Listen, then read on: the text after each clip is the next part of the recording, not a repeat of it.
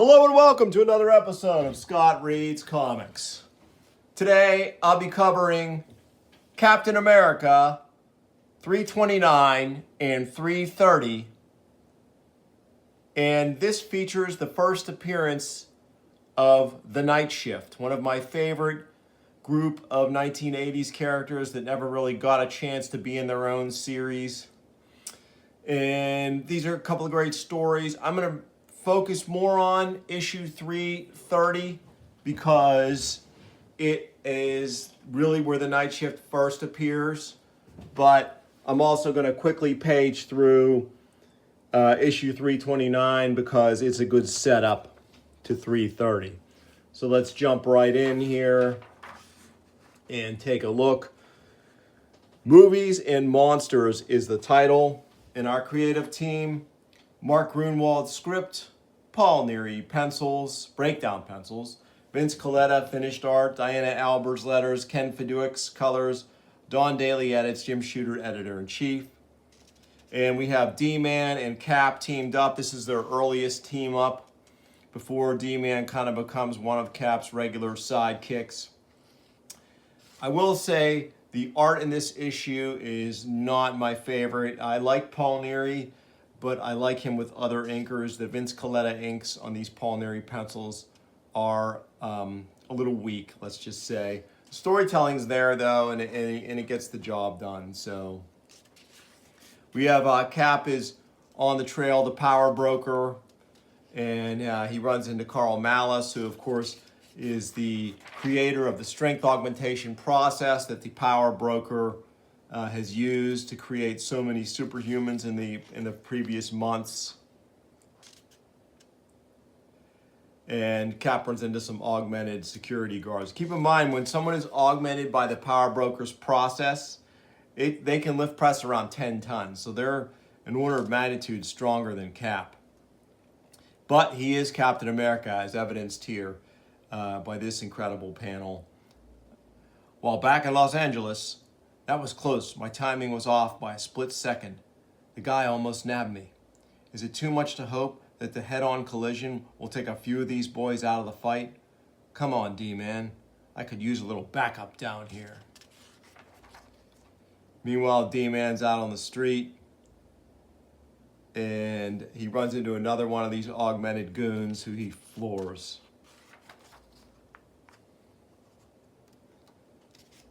And commandeers this truck and makes a pretty dramatic entrance, hopefully to bail Cap out. Hi guys, the name's Demolition Man. Want to find out why? Another creep with a costume. So yeah, this place is crawling with augmented security guards. Meanwhile, Cap is having his own troubles. Won't budge. Guess the partial augmentation I was given didn't take at all. So yeah, they had him in the previous issue. They had him hooked up to the augmentation machine, and the process was interrupted. And here he's run down Malice again.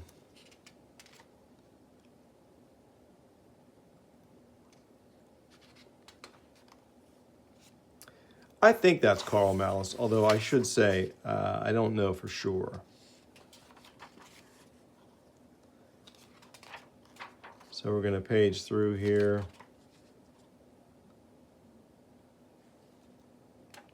They're going to try to escape through the sewers as they are trapped.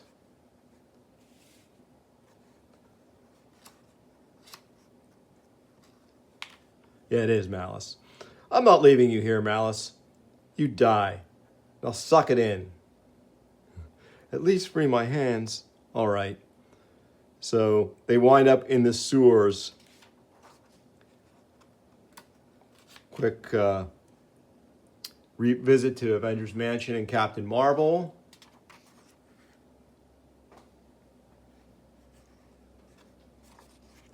They've got D-Man KO'd here, but he recovers. Elsewhere, I know I heard something, Captain. If anything happens to me, I hold you personally responsible. Shh. I heard something too. Oh, the failed augments. Got to get away. No, one of them's after me. So hard to wade through this slop. That drain, if I can squeeze through. I made it. Ha ha, no way. Can't that thing fit through this opening? I'm free at last, and what's more, that cursed Captain America doesn't stand a chance against those super strong monsters. Continued next issue. So here we have a incredibly long letter from Carmela Merlo from Ithaca, New York. I'm not going to get into reading it, but it's great that they would print letters this epic. There was a great conversation between the fans and Mark Grunwald in these pages in American Graffiti, the Captain America letters page. So it's nice to see that here. Let's move on, though, to the much more exciting, much cooler Captain America 330. And I should pause for a second and remark at the absolute gorgeousness of these Mike Zeck covers. They're so good. He did a ton of covers for Cap. He was the regular penciler in the 270s and 280s of this series, but moved on, was replaced by Paul Neary, but continued to do covers on a fairly regular basis for a while, and they are phenomenal. So, but unlike a previous issue, which we had a great cover and very mediocre interior artwork, here we have a fantastic cover. Demolition Man cracks up of Cap 330, and then the interiors are by a young Tom Morgan, who is fresh in the business at this point, and they are awesome. Great inks by Sam De La Rosa. This is just really great artwork here, and what a splash page. Captain America, Night Shift. Mark Grunwald, writer. Tom Morgan, penciler. Sam De La Rosa, inker. Diana Albers, letterer. Ken Fiduix, colorist. Don Daly, editor. Jim Shooter, editor-in-chief. The sewers of Los Angeles are alive tonight with monsters who once were men, victims of science gone awry. These misshapen mutates prowl the dank tunnels in search of prey. Woe be to anything that crosses their path. It's a really great opening to this story. And remember, these guys are failed augments, so they have that superhuman strength that the other guys Cap was fighting in the previous issue have, except they're driven to madness by the mutations that the failed process has caused in them. And this is phenomenal artwork by young Tom Morgan, who's still active today, as great as ever. You can see his stuff online all the time. And he's still working in comics. He's a fantastic artist. Love his stuff. So Malice, we saw, had gotten away the previous issue, but there's a little bit of a continuity gap here, because they showed him crawling through that that drain pipe in at the end of the previous issue, but here he is back in the thick of it. So we'll excuse that and just enjoy the gorgeous art. So here he is again, crawling away, abandoning Cap to his fate. Oh, please let this pass just lead me out of this dismal maze. What was that? The failed augments have never made sounds quite like that. So he hears a howling. So he's going to go running. And there's a raccoon there. Great that Morgan stuck that in. There's a rat. Maybe that's a rat as well. Just in the forced perspective here, it looks a little bigger. Yeah, so a couple of rats looking on. And Malice runs headlong into the fully savage Werewolf by Night. So we have our first member of the Night Shift entering the story. Nearby, misshapen though they are, these failed augments didn't tire out any more easily than the successful augments I've been up against lately. It's as pointless to try to outfight them as it is to reason with them. I just love this sequence here. It just looks so good. The colors are great too by Diana Albers. Yeah, is it Diana Albers? No, she's a letterer. Ken Fiduix is the colorist, yeah. No one's looking. Here's my chance. Black as pitch under here. If I keep low to the ground, maybe they won't see which way I've gone. But he surfaces and he's surrounded again. He's really in a precarious situation here. And then bailing him out. There they are. Night Shift, attack. So we have the Brothers Grimm, we have Tatterdemalion, we have Gypsy Moth, we have this creepy character, the Needle. Okay, Needle baby, it's time to do the Monster Mash. Who are these strange looking people? I don't recognize any of them. One thing's for sure, the West Coast Avengers, they're not. 24 blackbirds baked in a pie. An acid meringue pie, that is. So, love the Brothers Grimm, love them in Spider-Woman's title. They're very cool villains. I believe they show up in Iron Man during the Luke McDonnell run as well. So the Night Shift is bailing Cap out. And it's great that Tatterdemalion is kind of stuck on this team. I mean, he's pretty formidable here, but according to the official handbook of the Marvel Universe, he's really just like a smelly tap dancer, street person. But yeah, he's getting the job done in this fight along with his teammates. Love Gypsy Moth, mutant with a psychokinetic ability to control cloth fibers. Really cool. Oh, great ad for Galaxy Rangers. I love that cartoon. I would rush home from school to watch that cartoon. It was so good. Good going, Needle. Needless to say, that's the last of them. Really great panel here showing the Needle's inhuman strength. I was kind of bummed that why didn't these characters show up in Update 89? This was published in 87, so they might get an entry in the official handbook, the deluxe edition. I don't think they do, though. I know Gypsy Moth some of them got individual entries, but as a team, they didn't show up. They didn't have a team entry, I don't think. So Cap is continuing. There was pursuit of Malice, and suddenly he runs into Werewolf by Night. What's going on around here? A monster convention? From here on, nothing's going to make me raise an eyebrow. Footsteps? You see, Mr. Shroud, Captain America, just as I foresaw. I never doubted you, TikTok. The Shroud, and Malice is with him. Who are the others? Stand back, I'll handle him. I knew he was going to say that. I love this character. It's really cool when writers play with characters who have precognition, like Destiny and this character, TikTok. Denson, see to Werewolf. So we have this guy, the Digger, who's, I think, basically just a dude with a shovel, although he might have some preternatural fighting abilities. Let darkness reign. So here, in this inky blackness, the Shroud confronts Captain America and lets him know what's really going on with the Night Shift. What's the story here, Shroud?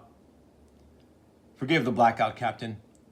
It's pretty soundproof, and I need to speak to you in private. How long has it been since we last spoke? I was in the hospital recovering from an overdose of the Red Skull's nerve gas. Remember what we talked about that day? How I figured I'd take a new approach to fighting crime? Well, that's what I've been up to ever since the unusual individuals in the Night Shift are all criminals who I persuaded to help me oppose other criminals.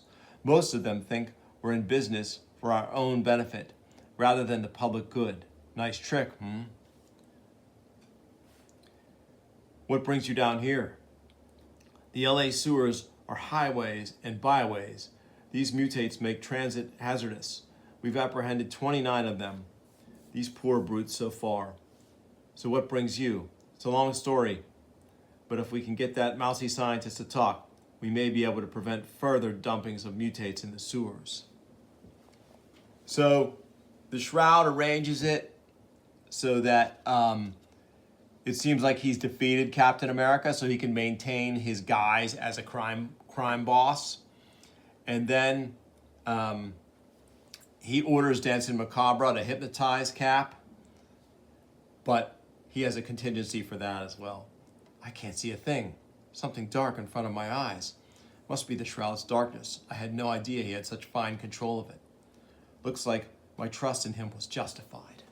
I love the Shroud. I might have talked about it before on the show. By the way, this panel's awesome. What an incredible open panel to dissolve into a flashback. It's just so good. I mean, this early in his career, Tom Morgan is just showing a masterful touch here on these page designs and layouts. But yeah, the Shroud, what a great character. This team would have been awesome. Before the Thunderbolts, you could have had the Night Shift. I like their sort of street level goals, attitude, and powers. They're very cool. And Macabre hypnotizes Malice into guiding them to the Power Broker. And so they show up at his mansion. And the Night Shift is going to engage all the augmented security. Oh, great panel here. Almost Dale Keown-like, really, there. I like that a lot.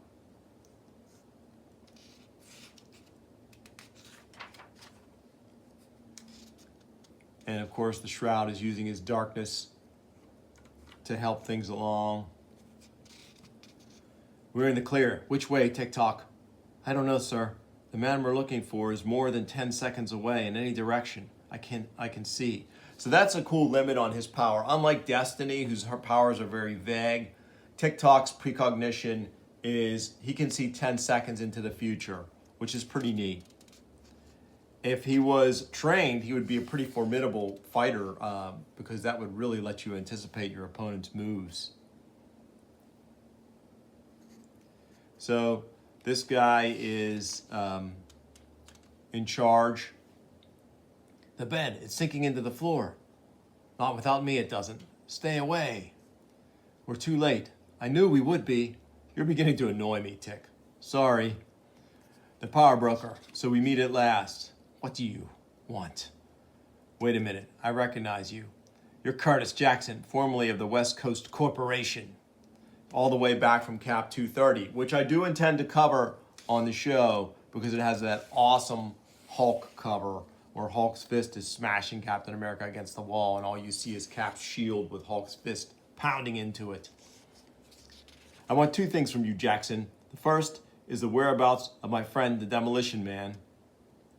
You must mean Dennis Dunphy, the wrestler. Don't do anything rash. I'll take you to him, I promise.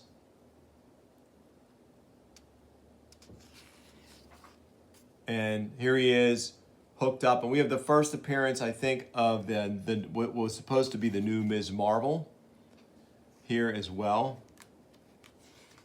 So they're augmenting D-Man. He's already been augmented, so it drives him crazy. And he loses his mind. Cap has to try to restrain him. Come on, pal, we're buddies. You don't want to hurt me. He's shredding the lab equipment as though it were cardboard. That IV tube, it must have filled with some sort of stimulant. I'm just not penetrating his drug-addled brain. Oh, great panel here as Cap barely avoids this crushing punch. Here we have the checklist and our incredible Zek cover featured in Bullpen Bulletins, which is great.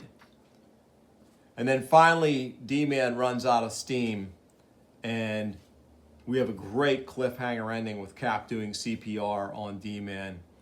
I'm not letting you go, you hear? Not letting you go. Next, the finale, Power Broken. Really great. We have another American Graffiti letter column here. And no one notable among the letters. But yeah, tremendous 2 issues, introducing the Night Shift, introducing some of the coolest offbeat villainous characters that you'll ever want to meet in the Marvel Universe. Wish they would have gotten their own limited series. It would have been great. But, you know, maybe someone will come along and do some kind of homage.